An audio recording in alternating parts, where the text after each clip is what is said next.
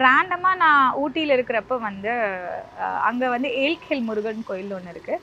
So அங்கே போயிட்டு நான் முருகரை நான் ரேண்டமாக பார்க்க போனப்போ ரொம்ப பக்கத்தில் பார்த்தேன். ரொம்ப ரொம்ப அழகாக இருந்தார். ஒரு 3 hours நின்று அப்படியே பார்த்துட்டே இருந்தேன். என்ன கனெக்ட் ஆச்சுன்னா தெரில. நான் அடுத்த நாளே வந்து மாலை போட்டேன். ஸோ மாலை போட்டு ரேண்டமாக வந்து நான் அன்றைக்கி தான் ஒரு படம் பார்த்தேன். அருணகிரிநாதர் பற்றி ஒரு படம். ஸோ எனக்கு அது என்னன்னு தெரில, கனெக்ட் ஆச்சு. நான் அப்போவே திருப்புகழ் அப்படின்னு சொல்லிட்டு ஒன்று இருக்குது. அது முருகரோட இதுதான், அவர் தான் பேர் வச்சார். இந்த மாதிரிலாம் நான் பார்த்தேன். ஸோ அதை பற்றி நான் எழுத ஆரம்பித்தேன். அதோட மீனிங் எழுத ஆரம்பித்தேன். இப்போ வரைக்கும் எனக்கு தெரியாது ஏன் எழுத ஆரம்பிச்சேன்லாம். ஸோ டெய்லியும் என்ன பண்ணுவேன்னா, எதுவுமே பண்ண மாட்டேன். நான் எதுவுமே வேண்டலாம் மாட்டேன். போஸ்ட்மார்ட்டம் இருக்கும், அங்கே ஊட்டியில் இருக்கும். நான் முடிச்சுட்டு நான் அங்கே வந்து ஜிஹெச்சில் இருக்கும். ஜிஹெச்லேருந்து ஏல்கில் முருகன் கோயிலுக்கு ஒரு 4 kilometers நடந்து போவேன்.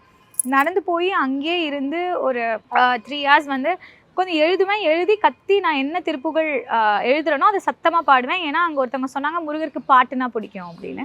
ஸோ பாடுவேன். யார் இருந்தாலும் யோசிக்க மாட்டேன். ஓகே. ஸோ பாடுவேன். ஸோ கோயிலில் ஓகே.